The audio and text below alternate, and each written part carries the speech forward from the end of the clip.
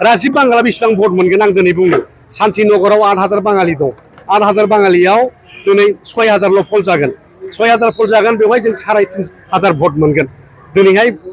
राजीब बांगाल हिसाबै 2,000 भट मोनगोन बर' भट 1,500 मोनगोन सावताल भट 1,000 मोनगोन नेपाली भट 1,000 मोनगोन बिनि भटआ दिनै 7,500 नि बारा 8,000 7,000 नि बारा आरो बे क'क्राझारनि बेंगलिफोरखौ लानानै राजनिति खालामनो नागिरदों बे बेंगलिफ्रा खेबनै थुबाबो देरहाया मानो होनबा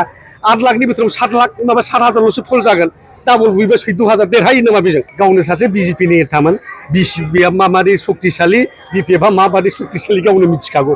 बिपिएफ जानानै बनरगावआ खेबब्रैयानो जाबाय देरहालांनाया एबारबो जोंनावनो थागोन रायजोफ्रा जोंजोंसो दङ राजीब बांगाला बेसेबां भट मोनगोन आं दिनै बुंनो शान्तिनगराव 8,000 बाङालि दं 8,000 बाङालियाव दिनै 6,000ल' फल जागोन 6,000 फल जागोन बेवहाय जों 3,500 भट मोनगोन दिनैहाय राजीब बांगाल हिसाबै 2,000 भट मोनगोन बर' भट 1,500 मोनगोन सावताल भट 1,000 मोनगोन नेपाली भट 1,000 मोनगोन बिनि भटआ दिनै 7,500 नि बारा 8,000 7,000 नि बारा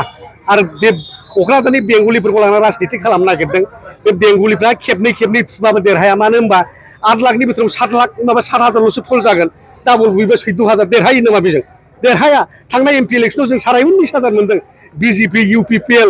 एजिपि लोगो नांनानै 22,000 भट मोनदों बेखौ 3 भाग खालामनायसै दिनै थारिखआव 2 भागखौनो खालामदे 22,000आ 2 भाग खालामनायसै 11,000ल'सो जोंहा 19,000 मोनखानानै दं बबे अंकखौ खालामदों बेलाय माबानि अंक मास्टार जाखो राजीब बांगालालाय बे बेसेबां रोंगौ सोंलाय बेसेबां माबा रोंगौ बेलाय दा आंखौ बायदिसिना होनगोन बे खिन्थु बिनि मेलेम थेलेम जों हमदांनो हाजोबो दा बेखिनि बाथ्रा आरोखि